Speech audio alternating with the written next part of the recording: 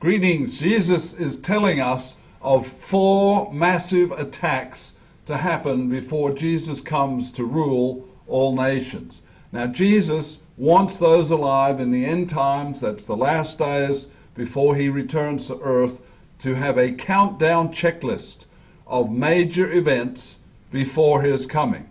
Knowing about these massive attacks will help people have a greater and greater confidence in the powerful hands of God and Jesus as they control and they guide history's major events. Now, here are the 4 massive attacks. We have giant Arab-Israeli war. Most people are expecting a giant Arab-Israeli war to happen.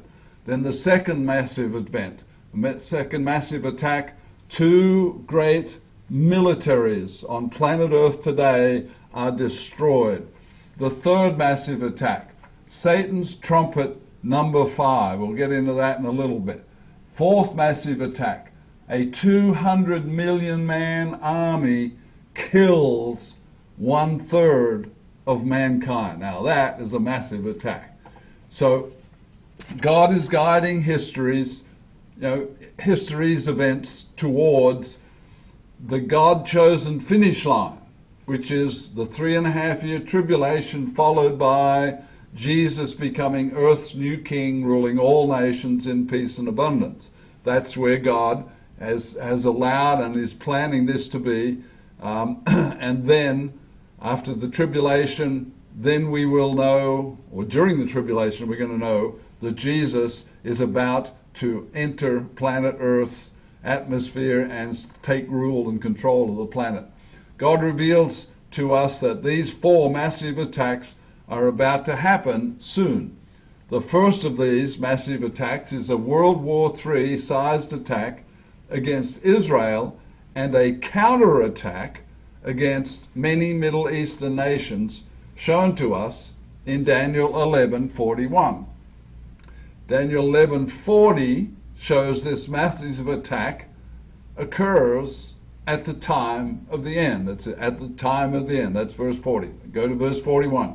Daniel 11:41. And he shall enter the glorious land in Bible language, that's Israel. Why? To protect it. And, the rest of the verse, many nations, many countries shall be overthrown. So what is the picture that it's painting here?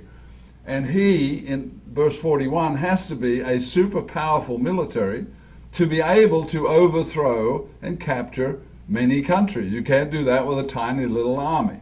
Verse 42, and he, the king of the north, shall stretch out his hand against the countries, the many countries, and Egypt shall not escape. So now we know the name of one of those many Middle Eastern nations.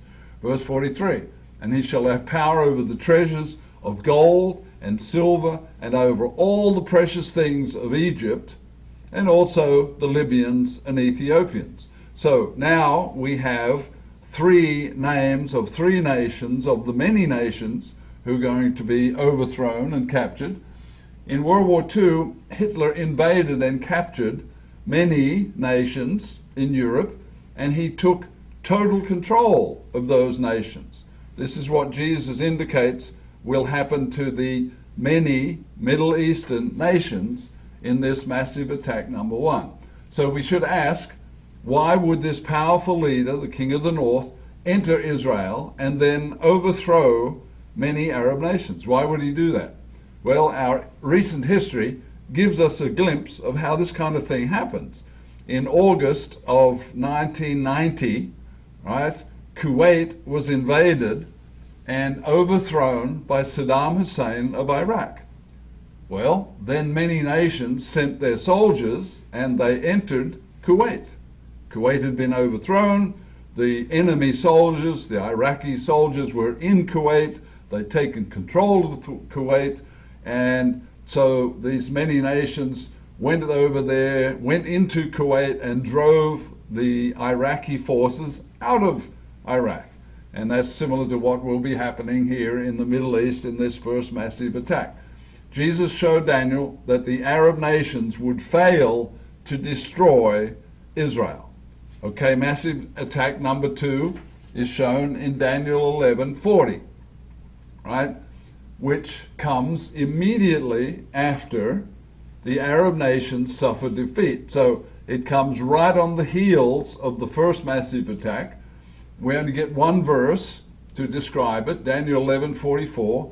But news from the east and the north, you have to stop a minute and you go, okay, from verse 41, 2, and 3, where is this mighty military power that's overthrown these Middle Eastern nations? Where is he located? Where is the war taking place? It's all around Jerusalem, because he entered Israel to save Israel from the Arab attack, right? So Jerusalem is the center point, and it says news from the east and the north of Jerusalem will trouble them. Now all you got to do is look at a world map, put your finger on Jerusalem, go straight north, and that'll give you the clue of who the military to the north is. Go to Jerusalem, go east, and that'll give you the clue the other military shall trouble him. They do something that troubles this mighty, powerful military leader. Therefore, he shall go out, notice this, very few words, but very telling words, with great fury to destroy and annihilate many. Who are we talking about? Of those in the militaries north of Jerusalem and east of Jerusalem. So that was attack number 2. Now we go to attack number 3, which follows verse 44. We have this second massive attack. Then comes verse 45. Then one more verse, Daniel 12:1, introduces the tribulation period as beginning. And that brings us to massive attack number 3. Daniel 12:1 says, at that time. At what time? At the time of the 2 great militaries being destroyed. One verse more, then it says, at that time there shall be a time of trouble such as never was since there was a nation, even to that time. Now, that's the same kind of language that Jesus uses in Matthew 24 to show a time of trouble that's never been so great, and that is the Great Tribulation. So massive attack number 3 is the first woe, or the 7th trumpet, and it's Satan's trumpet number 5, and we'll see the details in Revelation 9:1.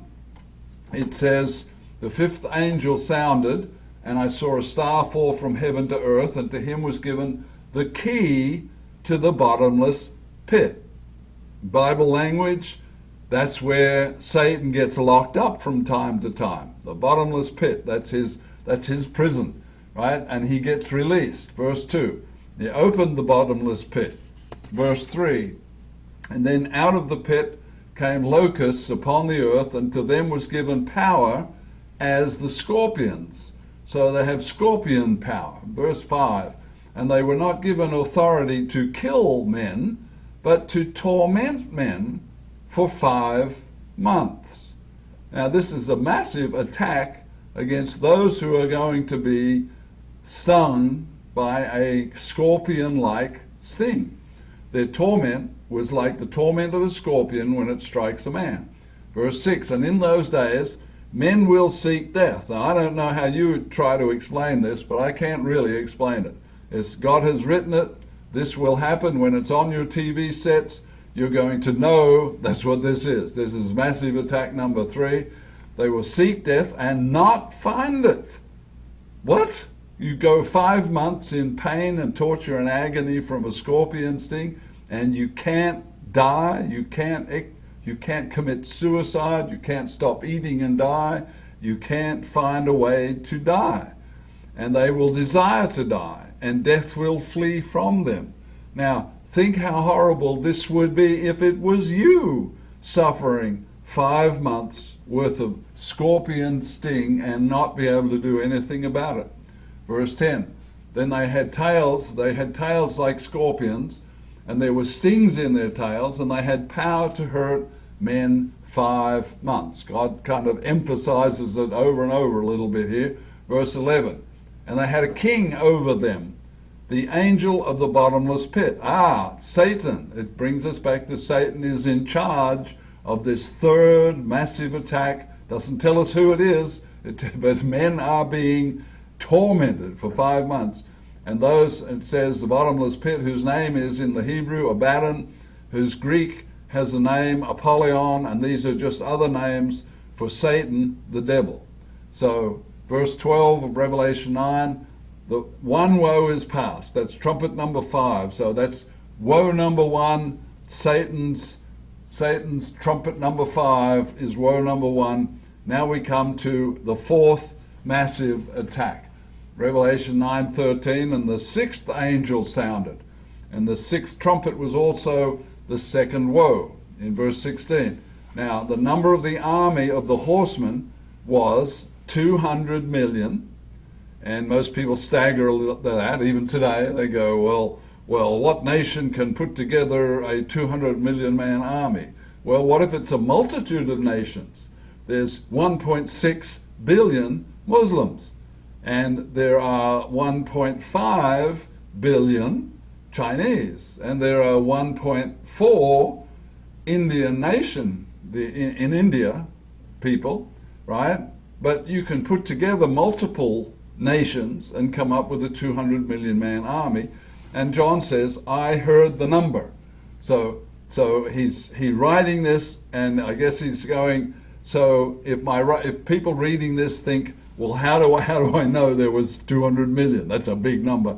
And then he says, I heard the number. Somebody, maybe an angel whispered in his ear, but he was told, this is a massive army of 200 million men, right? Verse 17, and thus I saw the horses in vision, and those that sat on them, and the heads of the horses, and out of their mouths came fire, smoke, and brimstone. Verse 18, by these three plagues, a third of mankind was killed by the fire and the smoke and the brimstone which came out of their mouths. Now, just stop a minute and think, however many people are still alive after these other massive attacks, right? By the time we get to the fourth massive attack, say the population of planet Earth is cut in half. Okay, so now a third of what's left, that half, is going to be killed by the beast powers' 200 million man army. So that fourth massive attack is guided by Satan, who's guiding the Hitler-like beast person, and for whatever reason, we're not told all the details, he feels a need to go out and kill probably those who disagree with him, which ends up being like a third of mankind, which is a massive attack when you stop and think about it.